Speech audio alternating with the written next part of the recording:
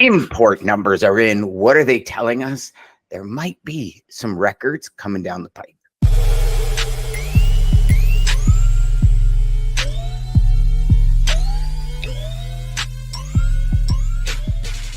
Hey, everybody. Welcome back to the Logistics Life. Dean, welcome back, my friend. Data Day, you're in Portland, Oregon on the West Coast about to do some filming. That is super cool. What's going on, my man?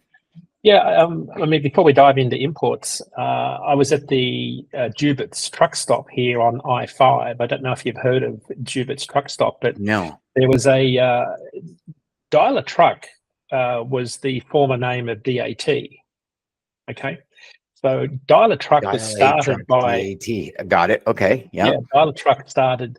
A guy called Mo Jubitz started the product with an idea, and I think it was 1978 that he started this, and it was a really interesting process because prior to then he'd had a truck, a truck stop.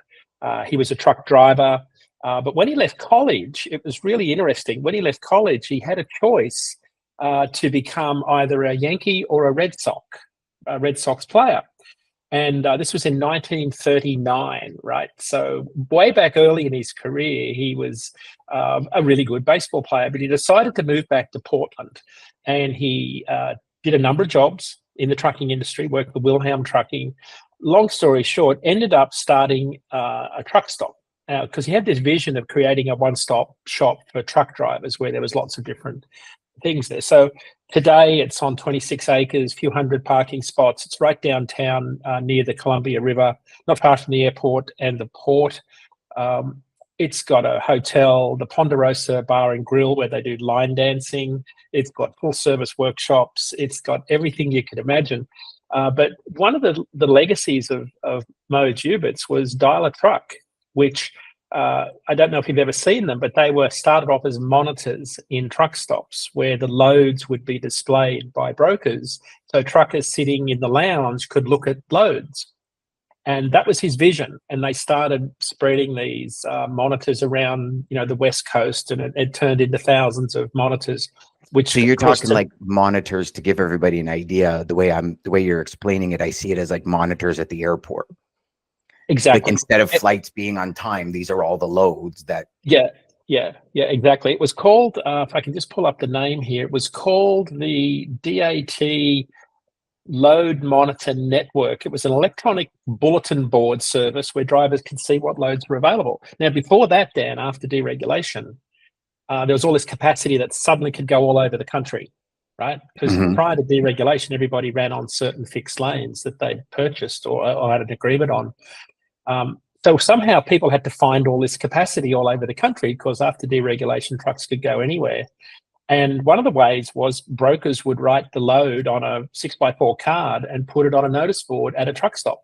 And the trucker would call the name or number on the notice board and book the load.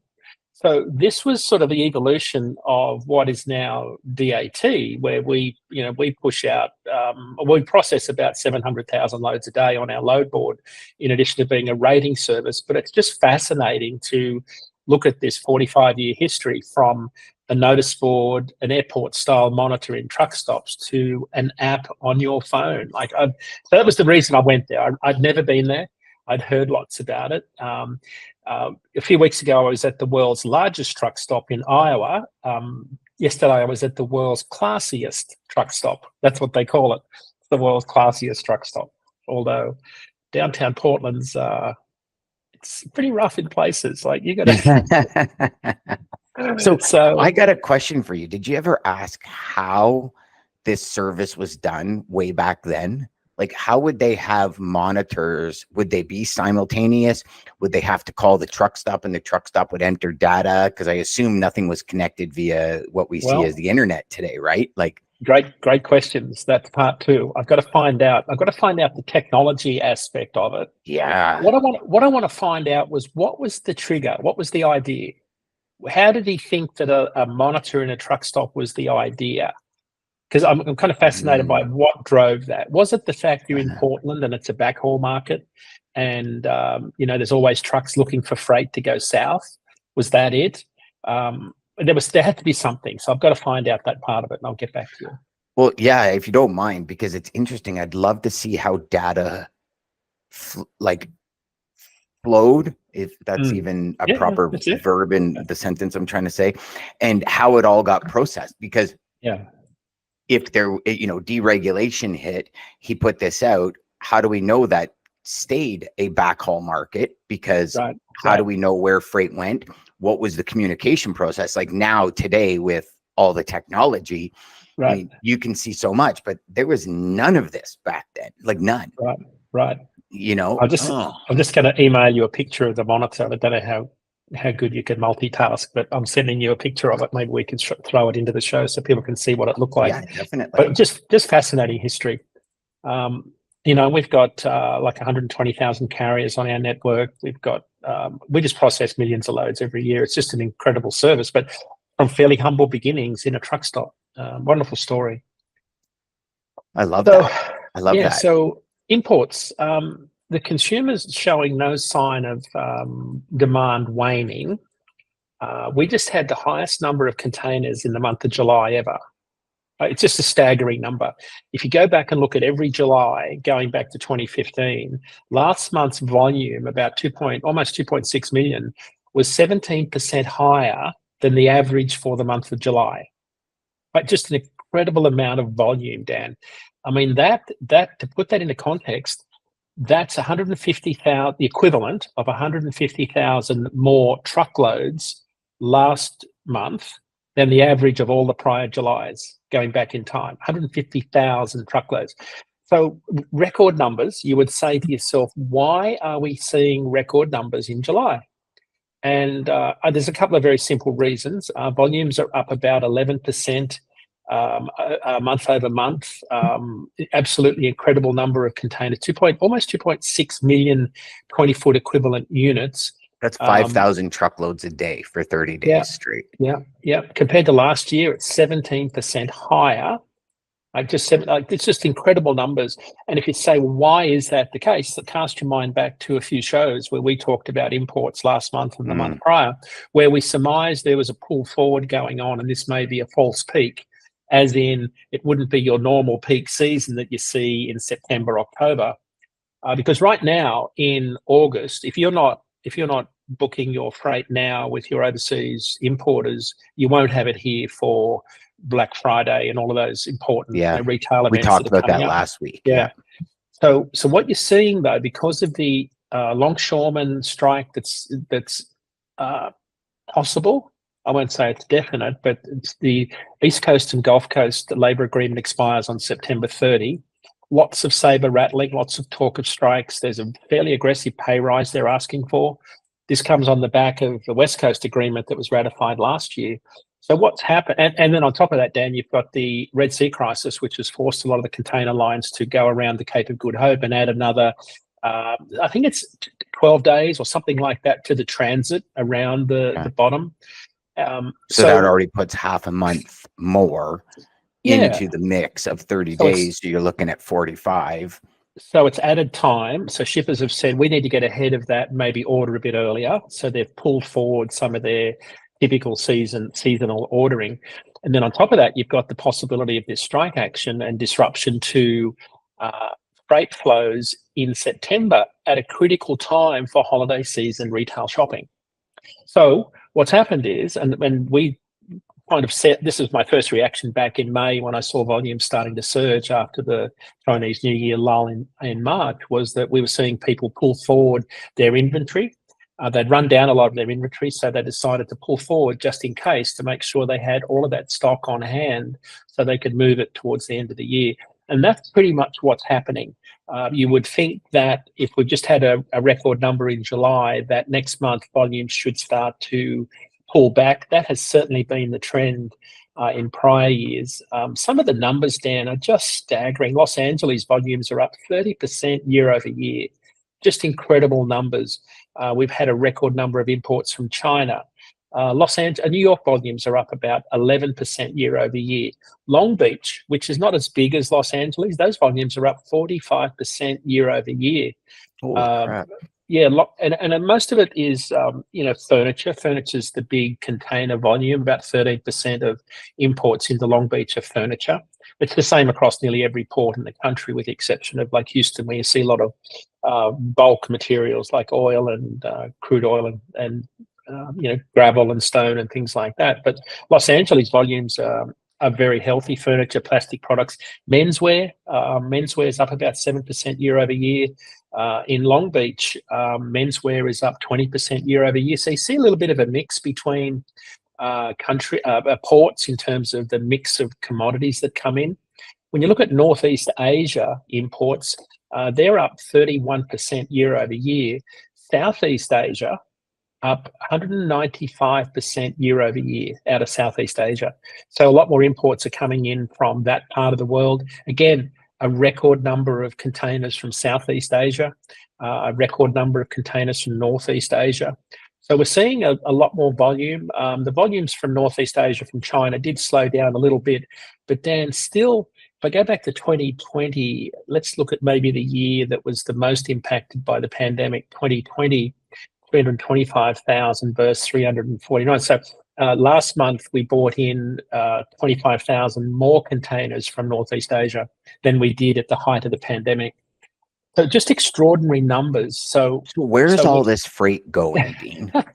Into all of these empty warehouses, Dan. We predicted, and not just us, but everybody sort of figured out, I think, that knew about supply and demand, that you were going to end up with lots of empty 53-foot, intermodal containers, 53-foot dry van trailers, and empty warehouses. And that's certainly how it's panned out. So a lot of those warehouses are obviously starting to fill. I don't think there's a shortage of capacity to fill these warehouses. So interesting times. It's definitely a pull forward of inventory. I think for truckload carriers, still got too many trucks on the road. Imports account for about 10% of our truckload demand. So despite all the headlines and us talking about it ad nauseum, it's a part of the freight market. It's a piece of the puzzle, but it's not the be all and end all, because manufacturing is still the biggest thing that drives our production, like domestic manufacturing. But it's good for dray carriers. It's certainly important for all those carriers in Los Angeles. I've been looking at some of the rates that carriers are pulling out of. I had one here in particular I think was interesting. I looked at Phoenix and Stockton. So a lot of those imports come into, obviously, Los Angeles, and then they get transloaded out in the Inland Empire in Ontario. In the spot market, those two markets combined are one of the biggest in the country, certainly in the top three every week. They're huge distribution markets. So what you see with imports, they come into Los Angeles, they'll work their way over to the Inland Empire around Ontario by train or truck. They get transloaded from international boxes into 53 intermodals or 53 dry vans. It's one of the largest warehouse markets in the country for sorting, storage, and shipping of hundreds of thousands of containers. A lot of them go, when I look at the spot market, a lot of them go to Stockton, up just east of San Francisco. Dry van rates out of those two markets, out of Southern California, are sitting at about $2.30 a mile. The national average, remember, is $1.60. So at $2.30 a mile, excluding fuel. Line haul rates out of Los Angeles, Ontario, are about 20 cents a mile higher than last year. On the Stockton lane, line haul rates from Ontario to Phoenix, for example, are about 15 cents a mile. On the Stockton lane, they're about $2.64. They're about the same as last year. But carriers, and the reason I mentioned Stockton and Phoenix, if those rates to Phoenix are averaging about $3.02, that's 15 cents a mile higher than last year. One of the reasons is because of that boom in warehouse space that we just alluded to. Phoenix has become a really big growth market for warehouses because it's got space. And a lot of your warehouse growth in recent times has been in areas where there's lots of land, despite the fact they've got a water shortage issue that they're facing out there in the desert. It's become a massive distribution freight market because space, and it was always a backhaul freight market. So you could hub freight in Phoenix and get it out of there reasonably cheaply to go to the next distribution center, maybe on the East Coast. So it's become the big fulfillment center, big fulfillment area, but that's sort of what's driving a lot of this growth at the moment. It's interesting because I've heard a lot of things about Arizona, companies leaving California to go to Arizona, tax breaks, and a bunch of other things. And also speaking with people in Arizona, they're like, it's a booming market. Like big tech companies are moving to Arizona. There's a lot of things happening in the state of Arizona. So interesting that, of course, you know, trucking does follow or leads a lot of these locations, right? When it comes to that. That's interesting. So like we've got all this additional freight, if you will, coming into the market. Rates are still very low. Do we see if this, like, I was on a call the other day with somebody and they said, you know, how do you see the market? And, you know, my answer to it was, I think we're one small challenge, one small event away from everything changing. And it was, I don't know how else to put it, Dean, because I don't see this happening for too much longer, meaning the slow market. I saw a report the other day, I think it was Kevin Hill put it out, where he talked about the amount of brokers that are going out of business now, as opposed to just trucking companies, right? So I see things leveling out in that respect, but it's also really interesting because in speaking with people, they're advising, like, because I consistently connected to like, how's biz? Oh, it's still tough, man. Things are still tough. Things are still tough. Things are still tough. And it's interesting. And I'm wondering if, because it's going, you know, port warehouse, not necessarily being put into the general market. It's, you know, like from the port to the warehouse is going to be the dray carrier or going to be intermodal. So it doesn't hit an OTR perspective. What do you see happening in the next couple of weeks? Like maybe 6 weeks, 8 weeks. Do you see that changing and possibly all that product now starting to hit the market to get into stores for October? I think it'll sit for a little while, Dan, until the demand is there, until it gets, you know, they get the pull from consumers to start moving it. They'll start moving it a couple of weeks ahead of those big retail events. I think there's a balancing act between where rates are right now, because their rates are still low and flatlining, right? So but there are signs, you know, there's some green shoots, to use that term, that where rates are starting to go up. I think the key is that unplanned loads, right, are definitely attracting a higher premium. So those rates are going up, not down. So I think what shippers will do is they'll be strategically buying on the market. They'll be getting trucks moving that freight when the rates are right. On our show, our IQ show this week, Chad Kennedy talked about how shippers are the spot rate premium is starting to increase, especially out of California. There are signs that the market is starting to turn. So I suspect what will happen, shippers will want to start moving that freight before rates get too far out of control. But as mostly is going to be the case, they're going to move once the demand is there, if they've certainly got the space. And if you look at California to Phoenix, if I look at the Phoenix market, Dan, it's a really interesting number. Volume of loads moving outbound are up 18% compared to this time last year, to our earlier point about more imports coming in. But rates are down 2 cents last week. They're about 9 cents a mile higher than last year. So volumes are up 18% year over year. Rates are up about 9%. So volumes are up, rates are up. So that's good for carriers, but the number is, it's still $1.54 a mile outbound, which is really low. Fuel. Yeah, which is a really low number. That's lower than the national average. So that's why that's why you stage your freight there as a distribution market, and you can move it out of there because it's a net inbound market. So I think you'll see some movement in rates once the market starts to move. But my prediction's been the market will be flat for the rest of the year. We'll see some ups and downs along the way in terms of seasonality. You know, Thanksgiving, there's always a bit of a bump. Some of the big retail events, there's a bump. But it'll be hot. It'll be hotter in markets like Phoenix and Stockton, Joliet, Illinois, Chicago, Atlanta, Memphis, Allentown, Harrisburg. They're all big distribution markets where you've got a massive amount of warehouse space that'll move that final mile piece. You know, Allentown, Harrisburg, for example, is just massive in terms of the number of warehouses, but it's within 100 miles of Washington, D.C. and New York City. So that's where, and if you follow the Amazon, what's the latest catchphrase? It's not next day, it's on time, same day. Like, Well, I'm noticing a lot more same day. I mean, my wife ordered probiotics for the dogs, and like that afternoon it came, and I'm like, yeah, it's nuts. and we're we're not necessarily near a distribution center.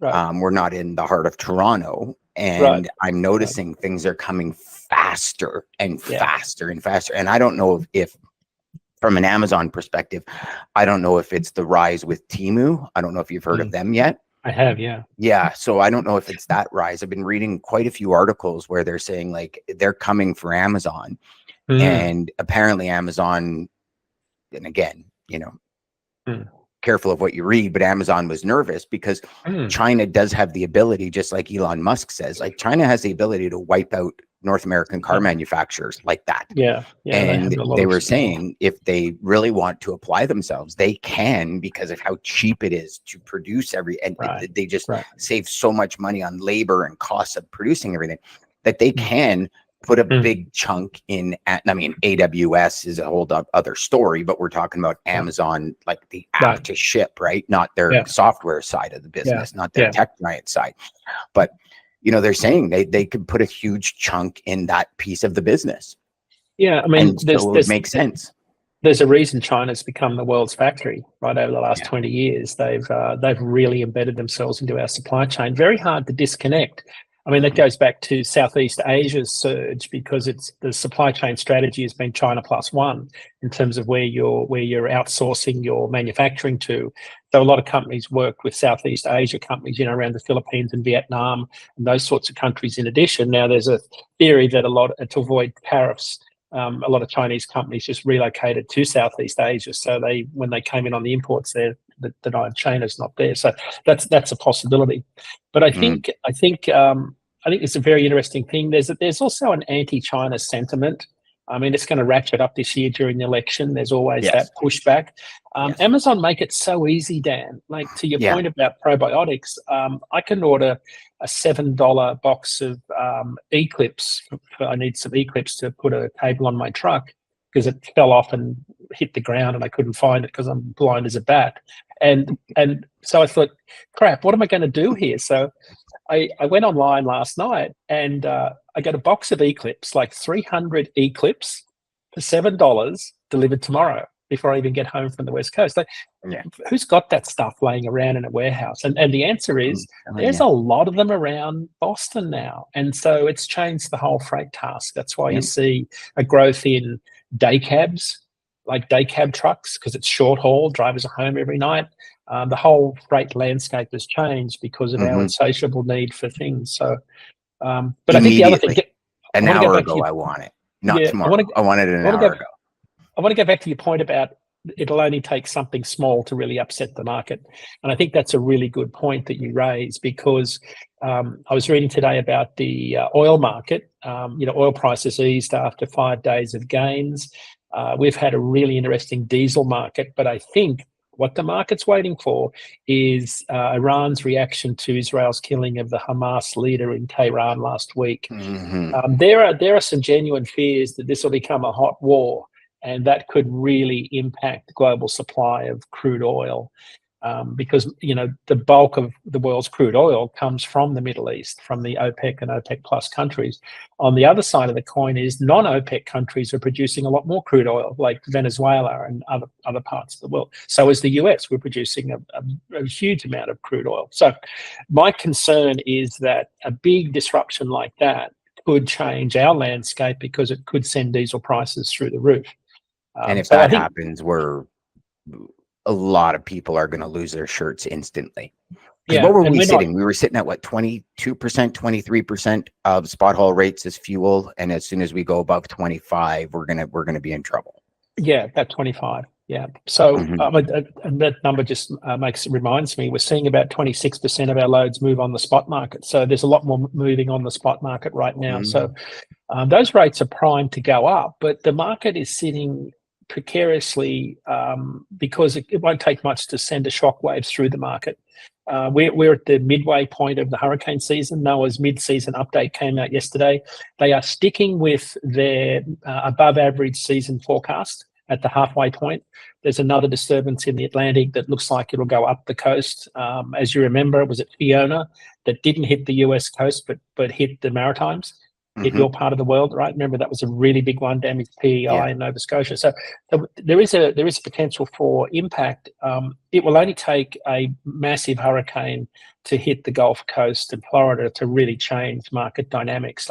So we're not out of the woods yet. That season goes until November. They're sticking with it.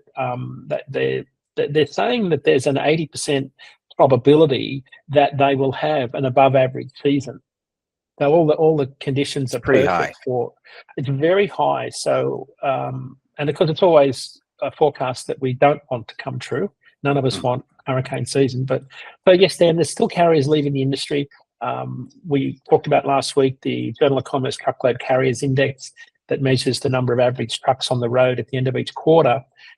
They've just had 8 quarters of fleet reductions. They've lost about 9% of their capacity in the last year. These are the large mega carriers. So they're still trying to get rid of capacity to get to where demand is, and they're still not there yet. You'll know they're there when contract rates start to flatten and go up.